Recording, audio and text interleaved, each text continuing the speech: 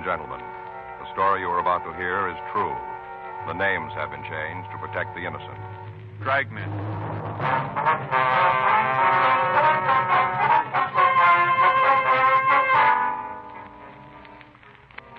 You're a detective sergeant. You're assigned the homicide detail. A call comes into the office. A woman says her husband is dead. She thinks he's been murdered. Your job, investigate.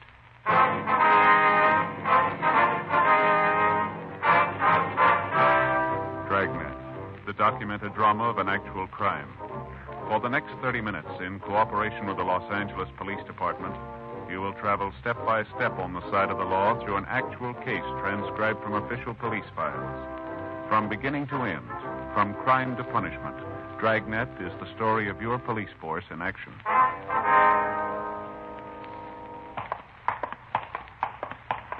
It was Wednesday, July 8th. It was sunny in Los Angeles. We were working the day watch out a homicide detail. My partner's Frank Smith. The boss is Captain Lorman. My name's Friday.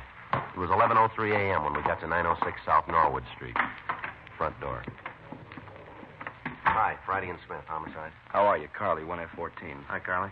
Mrs. Pilson, the victim's wife, is back in the bedroom. Pretty broken up about it. Uh-huh. What about the victim? Name's George Pilson, age 57. No children. Just he and his wife live here. That's about all I got. She cried so much I thought it might be better to let her rest until you got here. That's a good idea. Where's the body? In the other bedroom, I'll show you. All right. Because she felt so bad, I thought maybe she'd like me to call her doctor. Said she didn't want any. Uh-huh. Mrs. Pilson's right across the hall. Right. That's a head wound. Yeah, looks like somebody was serious. Yeah. Now we're going to need the lab and latent prints. You want me to call him? Yeah. Better call the coroner, too, will you, please? Right. Thank you. The way he's lying here, position of his hands outside the covers, doesn't look like there was much of a struggle, does it? Oh, could have been asleep when he got it, huh? Mm-hmm. Better talk to his wife, huh? Yeah.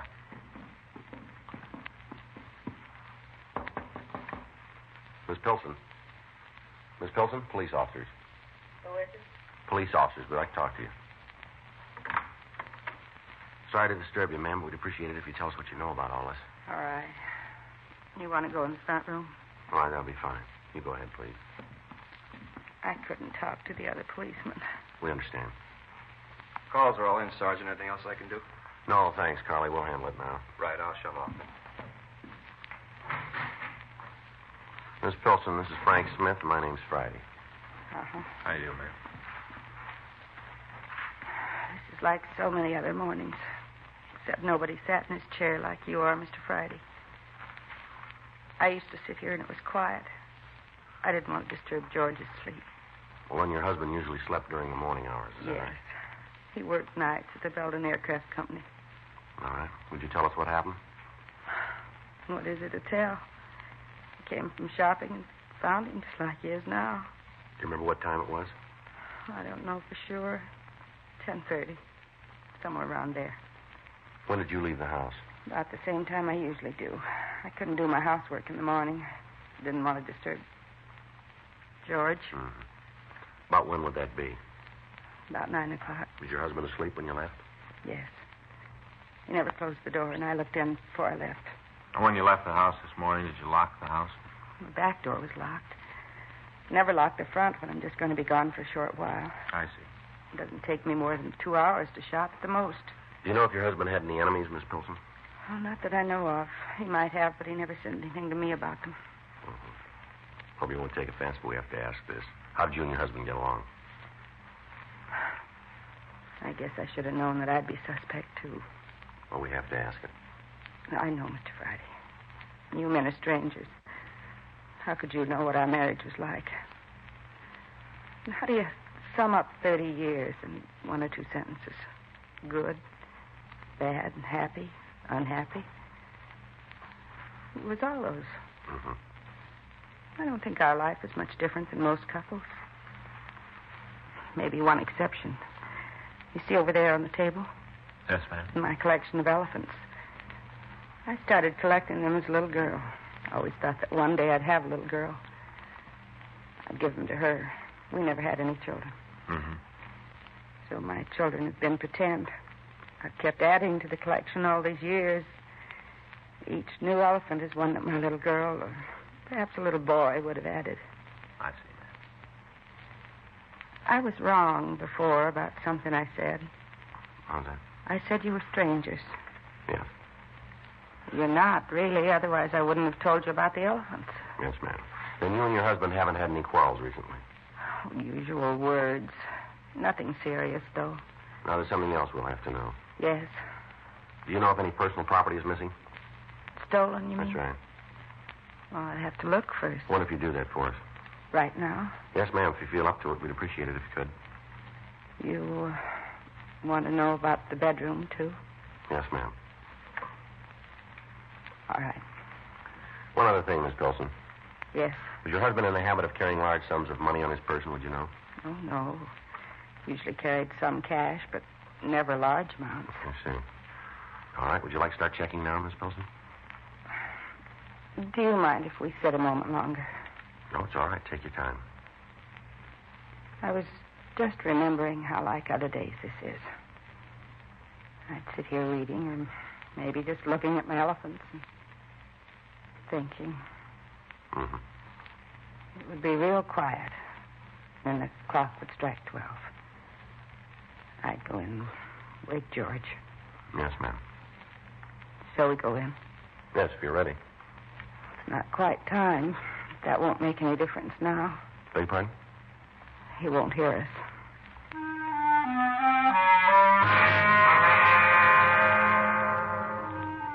When we checked the bedroom, Miss Pilson told us her husband's watch and diamond ring were missing. She said as far as she could determine, nothing else had been taken from the house. In the meantime, crews from the crime lab and Leighton Prince arrived.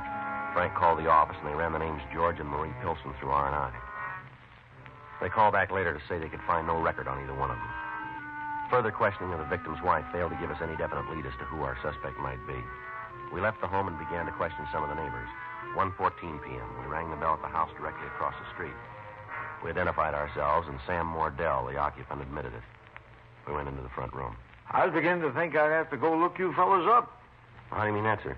Well, I saw the cars and activity over at the Pilsons. I couldn't figure out what it was. I thought it must be trouble of some kind. Well, curiosity just about got the best of me. Uh-huh. Grab a chair. Might as well be comfortable while you're here. Thank you, sir. Thank you very much, Miss Mordell. Don't mind all the wood shavings on the floor. You see, I'm a wood carver. It's not my job. It's just a hobby. I'm retired. I'm a railroad man. Mm-hmm. Yes, sir. I had a rug in here, but I took it out. I always like those eating places with the sawdust on the floor. You know the kind. Of course, shavings aren't sawdust, but then it's easier to save them this way, too. Yes, sir. I wonder if you'd answer a few questions for us. Sure thing. Anyhow, if I keep on gabbing, I won't find out what this is all about. You go ahead and ask your questions. Thank you. Do you usually sit in that chair when you work? Sure do. Seldom miss a day. I call this my cab window. What's that, sir? Cab window. I used to be an engineer. Sort of got used to looking out and enjoying the scenery as it went by. Oh. Of course, now the view doesn't change much, but I still like to see what's going on in the neighborhood. Yes, sir. Were you sitting here this morning, sir? Yeah. Don't miss many days. I haven't the time.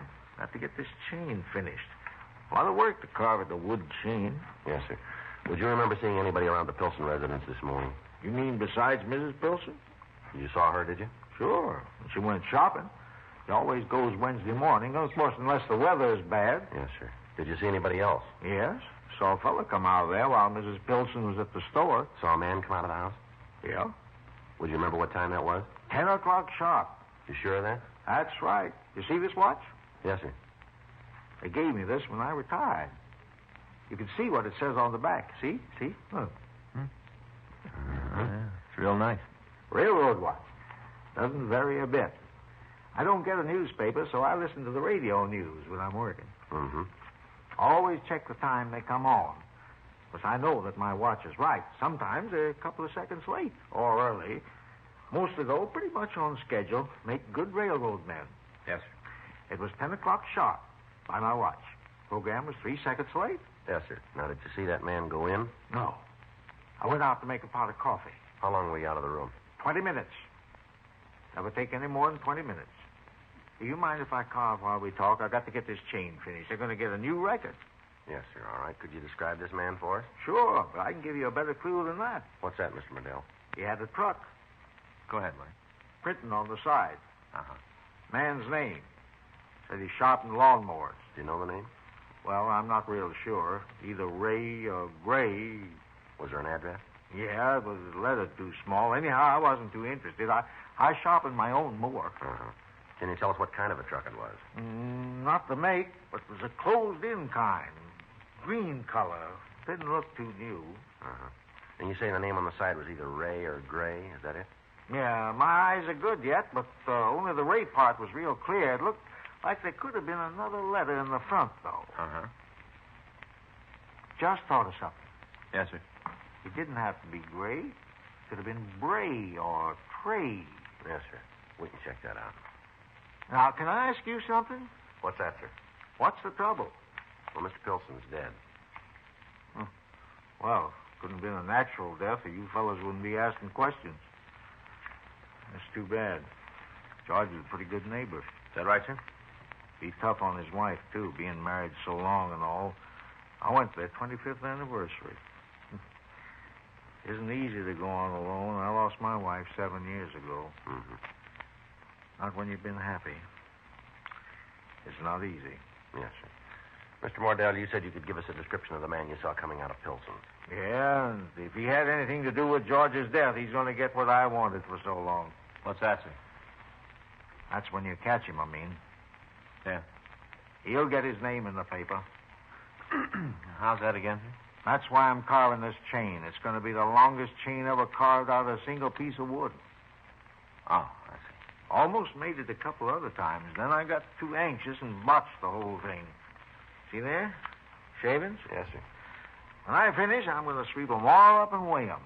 You know, give the reporters something to write about. Well, sir, I hope this one turns out for you. Thanks. I'll make it this time. Maybe it won't be on the front page, but my name will be in the paper, too. Well, you can be sure of one thing. Yeah? You picked a little better way to get there.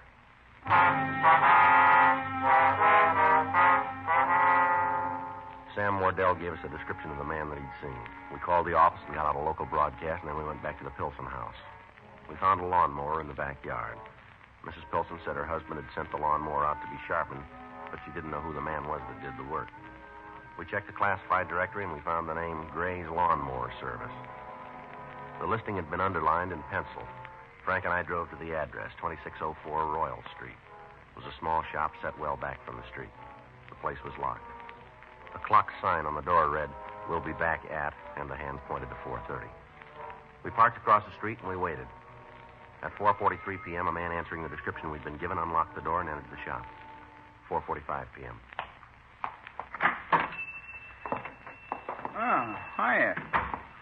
Either this is perfect timing or you've been waiting for me. We're police officers. Uh-huh.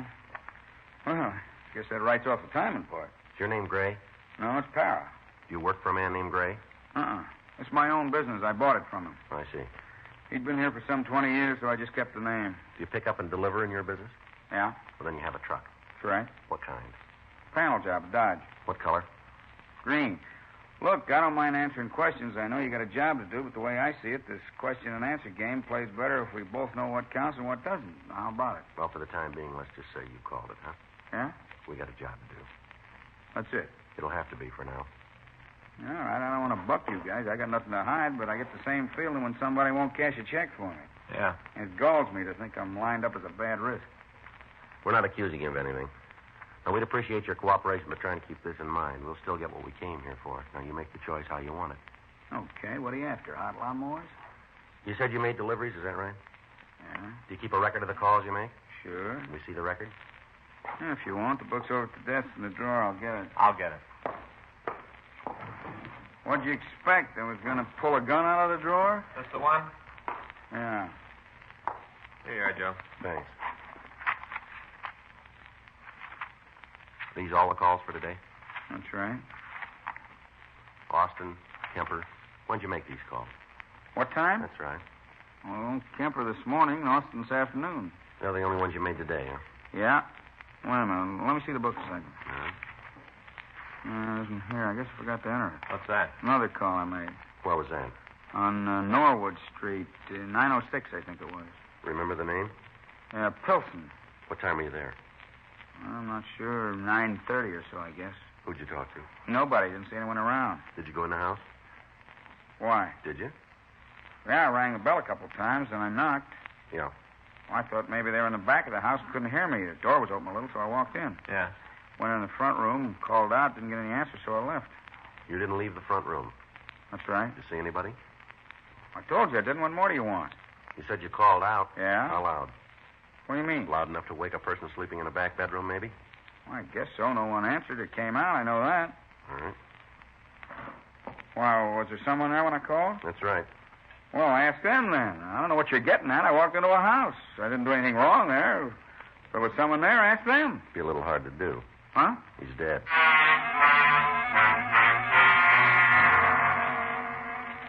We took Para back to the office and questioned him further. He continued to maintain his innocence. We ran his name through R&I and found a package for him showing one arrest for suspicion of ADW as a juvenile.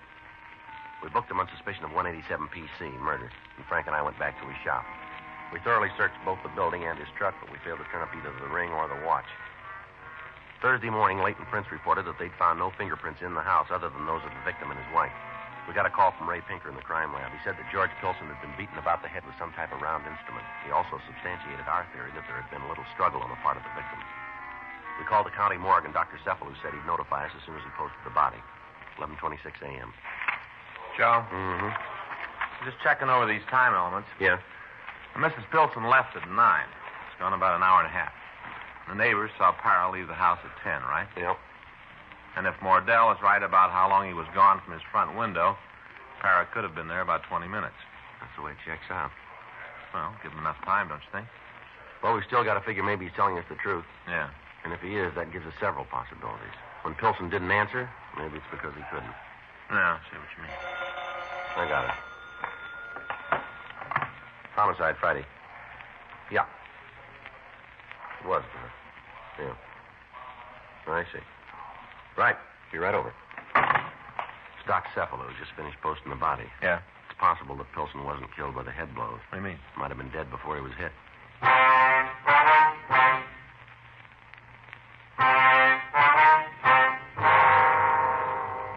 We went over to the morgue. Dr. Cephalou said he'd found evidence of a barbiturate in the victim's body in a quantity large enough to kill him. He also pointed out that the lack of profuse bleeding from the head wounds led him to believe that the victim was dead before the beating occurred. Frank and I drove out to the Pilson residence. We talked to the victim's wife. We explained to her that it was necessary that we know more about her husband's physical condition prior to his death. We went into the front room and sat down. Try to answer your questions, but today I'm just beginning to realize what it's going to be like being alone. Yes, ma'am, we can understand that. We'll try to be as brief as possible. Thank you. Now, had your husband been under a doctor's care recently? No. Had he been in good mental spirits? Yes? He didn't seem unusually worried about anything. Not that I know of. Well, now, would you tell us about yourself, Miss Pilson? Well, what do you mean? Well, have you been under a doctor's care recently? No. What has all this to do with my husband's death? Well, we'd like to know if there would be any reason for you or your husband to have a prescription for a strong barbiturate in the house. A what? A sedative, ma'am. You mean to make you sleep? That's right. No. We did never use them. Then you haven't had any in the house recently. Well, I haven't. I don't think George did. Would it be possible that your husband could have used a barbiturate and you didn't know about it? Yes. But if he did, I'm sure he'd have told me. We didn't have secrets from each other. I see. I'll get it. All right. Oh, Marie, you poor thing. I just got back and heard the terrible news. I came right over. Thank you, Lydia. But could you come back later? Well, sure, dear. Is there anything I can do for you? Maybe, but I can't talk now. All right, Marie. Are the police here? Yes. So won't you come back later? Have you told them? Yes. You told them what George tried to do? Yes. Excuse me, ma'am. Couldn't help overhearing your conversation. Oh, you're the policeman? That's right. Yes, ma'am. I'm Marie's neighbor. Yes, we understand. What did you mean about Mr. Pilson trying to do something? Well, she didn't mean anything. She was just talking. Now, look, let's let her tell it, shall we? Maybe I shouldn't have said anything. What did you mean, ma'am? Maybe it's not important. Why don't you tell us anyway? George tried to kill Marie.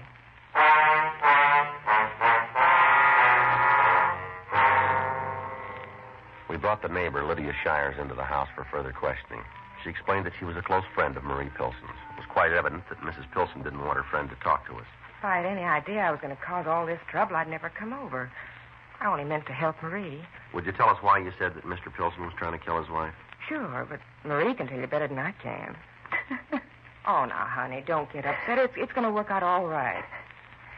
Well, I'll tell you what I know, but Maria'll have to fill in the details. All right, go ahead, please.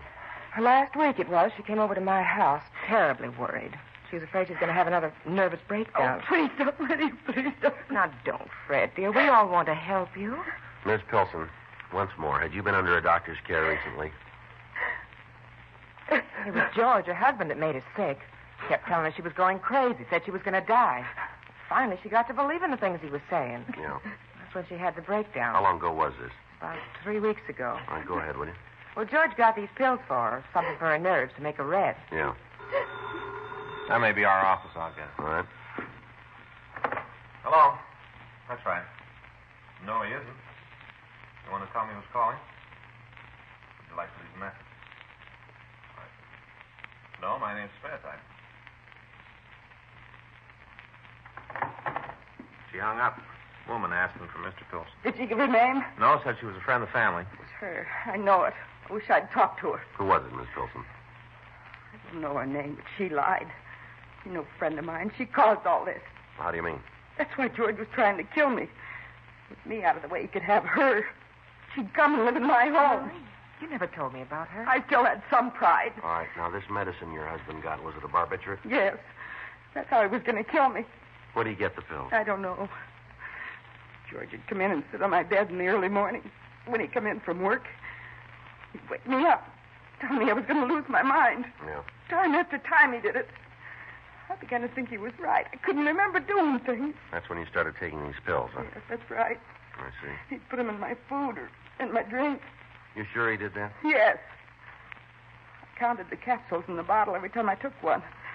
Got so I couldn't remember if I'd taken them or not, so I counted them. Mm-hmm. I wrote the number down on paper so I'd be sure. Some were always missing. I knew he'd been giving them to me. All right, go ahead. That's when I told Lydia about it. She said to stop. Is that right, Miss Shire? Yeah, I told her not to take any more. Did you stop taking the sedative? Yes. I told George about what Lydia said. He got mad and said I shouldn't have gone to her. Then he started telling me I'd go crazy if I didn't take them. He kept after me. Is that why you killed him, Miss Pilson? Can't mean Marie did it. He kept after me. I knew he was trying to get rid of me. He'd stay out all night when he wasn't working. Did he tell you about the other woman? No, he didn't have to. I knew. A couple of times she called here. I answered the phone. When she heard my voice, she hung up. Mm-hmm. So you gave him the pills you'd been taking, is that it? To make him sleep. I always had a sandwich when he came home from work. I fixed it before I went to bed. When'd you strike him? When I came home from the market, I suppose. You'll want the weapon, won't you? Yeah, and the watch and the ring, too. All right. Marie, how could you do it? Had to be. He was going to kill me. She was going to live at my home with my children. Lydia. Yeah. I want you to take my family. What? My elephants. I want you to have them. All right, Marie. You want to tell us where the weapon is, Miss Pilson? All right. I didn't believe George, that he was telling the truth. Yeah. He told me this would happen. What's that? He said I was crazy.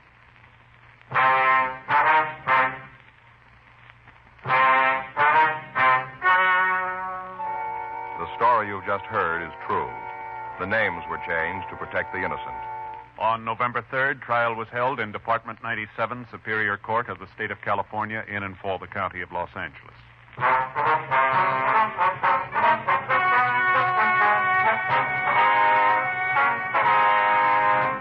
Marie Ellen Pilson was examined by 3 psychiatrists appointed by the state and found to be insane.